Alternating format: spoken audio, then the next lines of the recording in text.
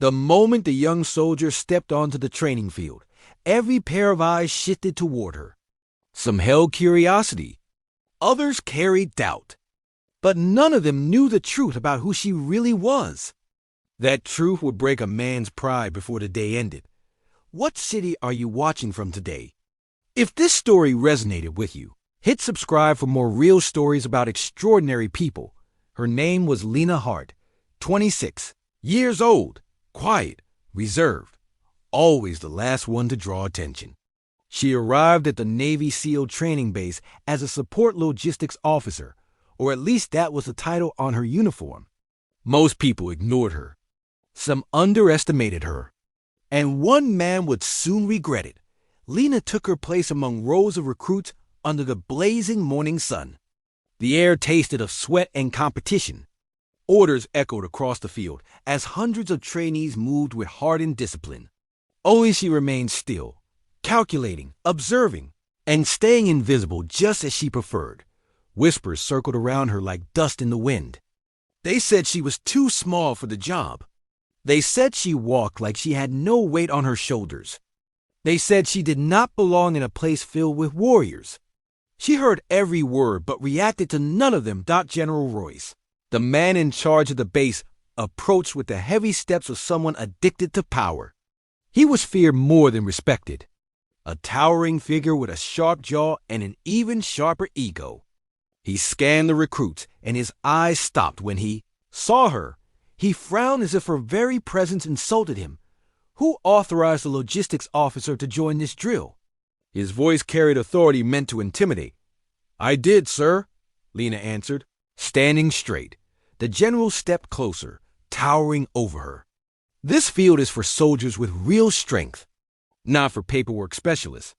He scanned her slight frame with disdain. You will not embarrass this unit. A few recruits smirked beside her. Some chuckled softly.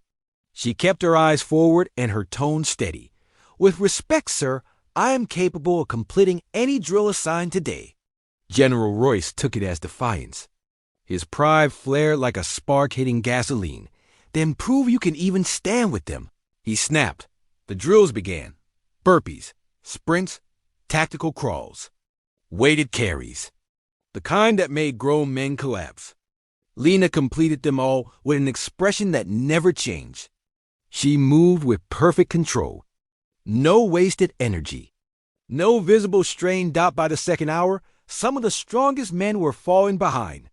She was not. Whispers turned into shock. Shock turned into irritation. Irritation turned into envy. General Royce watched her with an expression that shifted from annoyance to disbelief. He did not understand how she kept going while others dropped like stones. When the rope climb challenge began, the recruits lined up beneath ropes that swayed gently in the wind. Royce walked past each man, barking insults or praise.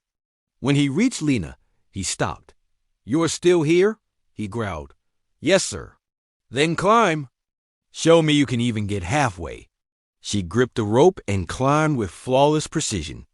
By the time she reached the top, the entire group watched in stunned silence. On her way down, she passed two men who struggled to keep their grip. She offered them a single nod of encouragement before landing softly at the bottom. The general stepped toward her with clenched fists. His pride had taken a silent blow, and he needed someone to pay for the injury. You think you are better than my men, he said. No, sir.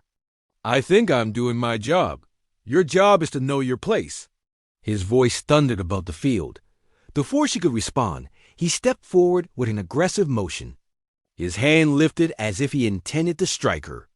100 Navy SEALs watched in disbelief as a commanding officer raised his hand toward a junior soldier. He never finished the motion. Lena moved faster than anyone could track.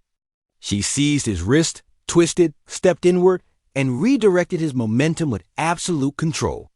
A crack split the air as the general collapsed to his knees. Clutching his broken arm, gasps rippled across the field. Several officers rushed forward.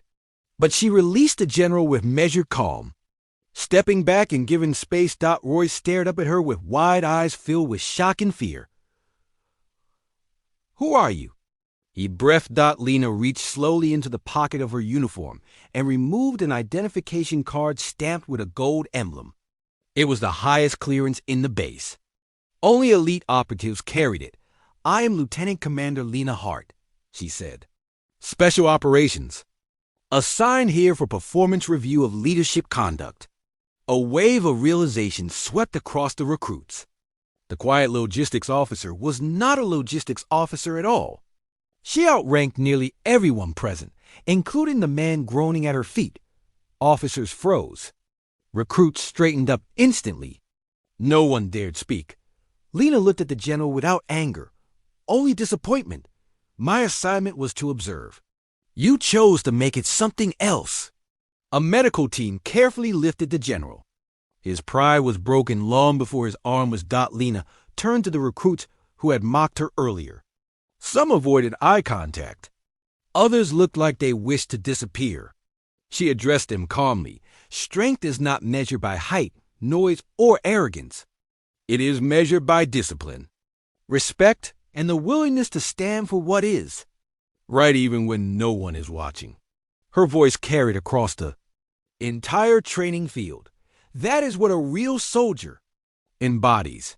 The recruits who once laughed at her now held their heads high, humbled by the lessons she had delivered without shouting, threatening, or boasting. They saw in her something rare: power without cruelty, authority without ego, strength without aggression. Days later, the entire base adopted a new attitude. Training became more focused, teamwork more genuine, and leadership more accountable. Her presence had reshaped the culture in ways no loud command ever could. As she prepared to leave for her next assignment, several recruits approached her. One spoke for all of them. "Ma'am, thank you for showing us what real strength looks like." She offered a simple nod. "Keep training, keep growing, and never underestimate anyone based on what you see." Then she walked away with the quiet confidence of someone who did not need applause. Her message remained long after she left.